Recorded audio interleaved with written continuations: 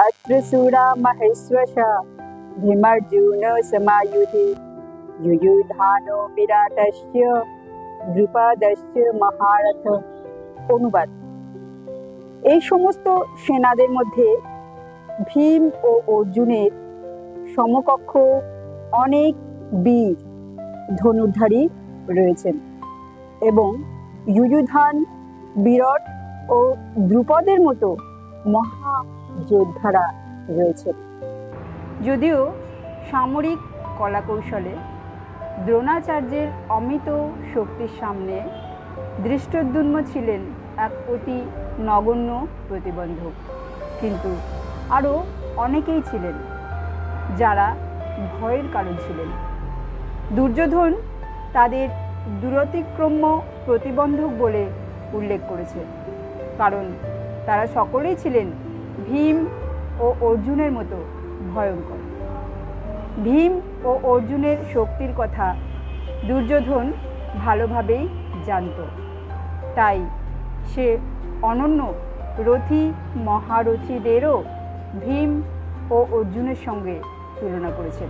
দ্রোণাচার্য এবং দ্রুপদ রাজের সঙ্গে কিছু পূর্ব মনোমালিন্য ছিল, আর সেই কারণে এক যজ্ঞে দ্রুপদ ধৃষ্টদ্যুম্নকে পেয়েছেন পুত্ররূপে, যাতে তিনি দ্রোণাচার্যকে হত্যা করতে পারেন।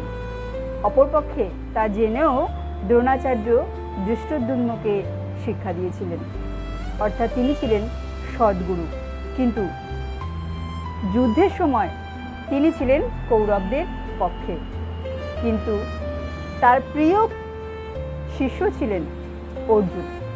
একথা দুর্যোধন খুব ভালোভাবেই জানতেন যে তিনি যুদ্ধ কৌরবদের পক্ষ হয়ে করছেন ঠিকই, কিন্তু তার মন এবং তার আশীর্বাদ রয়েছে পাণ্ডবদের সাথে, যাতে তিনি ইমোশনাল না হয়ে পড়েন, হৃদয় থেকে দুর্বল না হয়ে পড়েন। তাই তিনি বারবার পাণ্ডবদের শক্তির কথা তার গুরুদেব দ্রোণাচার্যকে মনে করিয়ে দিচ্ছিলেন। যদিও দুর্যোধনের এটা ভয় ছিল যে এই যুদ্ধ হচ্ছে ধর্মযুদ্ধ, ধর্মের জয় অবশ্যম্ভাবী, কিন্তু তারা হচ্ছে অধার্মিক। এবং কুরুক্ষেত্রের যুদ্ধ যেহেতু ধর্মযুদ্ধ এবং কুরুক্ষেত্র স্থান যেহেতু ধর্মস্থান, ধর্মক্ষেত্র, তাই এই ক্ষেত্র ধর্মকে সাপোর্ট করবে। কিন্তু তবুও অহংকারী দুর্যোধন এই যুদ্ধ চেয়েছিলেন। তাই দ্রোণাচার্য তার গুরুদেব হলেও তিনি সেই মুহূর্তে তার গুরুদেবের প্রতি কোনো রকম সম্মান প্রদর্শন করেননি, কোনো রকম দৈন্যতাও প্রদর্শন করেননি।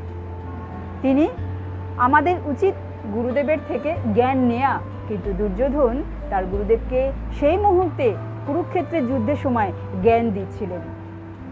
তো অনেক কারণের মধ্যে এই কারণটা ছিল কুরুক্ষেত্রের যুদ্ধে কৌরবদের হার, কারণ অহংকার যখন মাথায় চড়ে বসে তার হার এবং পতন নিশ্চিত হয়ে পড়ে।